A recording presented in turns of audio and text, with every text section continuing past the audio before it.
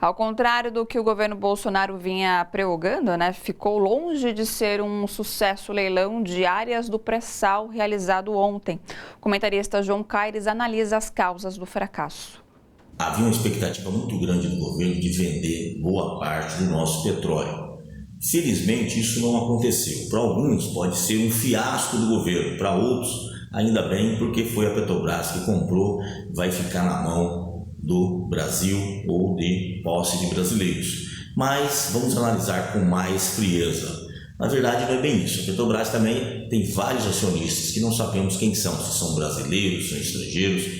Boa parte do capital da Petrobras é do governo brasileiro, mas também tem acionista como se fosse uma empresa privada. Mas o que está por trás das empresas estrangeiras não quererem comprar esses poços de petróleo? É lógico que boa parte dessas empresas já compraram partes importantes do petróleo brasileiro pós-golpe em Dilma Rousseff. Inclusive mudaram a lei com o apoio do senador José Serra, a lei que beneficia as empresas estrangeiras. Lembramos aqui que inclusive o governo Temer liberou 1 trilhão em impostos por 10 anos para as petrolíferas estrangeiras investirem no Brasil. Por outro lado, temos uma fala muito interessante do senador Requião, que disse o seguinte: as petroleiras não são tolas, não são bobas. As petroleiras sabem que se comprar mercadoria roubada, vão ter que devolver depois sem indenização. Por que as petroleiras estrangeiras, apenas as chinesas, compraram?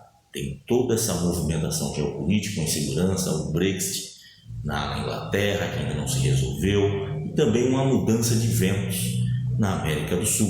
A vitória de Alberto Fernandes na Argentina, a reeleição de Evo Morales, as movimentações no Chile, no Equador, no Peru, em vários lugares as coisas têm mudado. Então, as petroleiras estão de olho nisso. Que governo é esse que vai me dar segurança? Um governo, um presidente da República, que posta em seu Twitter que 3 grandes empresas como a L'Oréal, a MWM, que fabrica de motores, a L'Oréal de cosméticos, e a fábrica Honda, dizendo que eles estavam saindo da Argentina e vindo para o Brasil, e esse presidente foi desmentido e depois teve que apagar esse Twitter. Assim, que tipo de confiança as empresas vão ter no Brasil com um presidente desse que vive tweetando mentiras, depois apaga, fala uma coisa e depois recua? Mas por trás disso tudo, algo mais interessante. Se falavam até agora que a Petrobras estava quebrada, que ela foi dilapidada.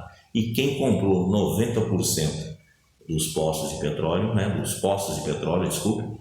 foi a própria Petrobras, que salvou o leilão do governo. Só que aí é dinheiro nosso e que ficou aqui, então não tem nenhuma diferença. E ainda bem, porque o petróleo é nosso, o petróleo tem que ser mantido sob controle de uma empresa brasileira. Você tem que se valorizar a Petrobras. E a Petrobras agora deu uma demonstração das mentiras, das falácias que vem falando contra ela, dizendo que ela foi quebrada. E aí eu desafio qualquer um, é só pegar o balanço da Petrobras em 2002 e o tanto que ela cresceu, os investimentos que ela fez, e por isso que ela descobriu o pré-sal e o Brasil ficou autossuficiente em petróleo.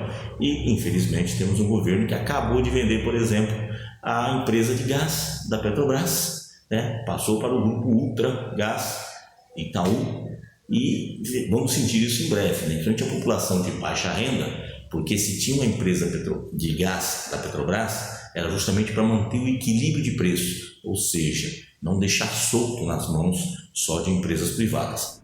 Gente, bora fortalecer a TVT? É só clicar em inscrever-se e depois clicar no sininho. Pronto! Assim que pintar notícia nova, você fica sabendo no ato.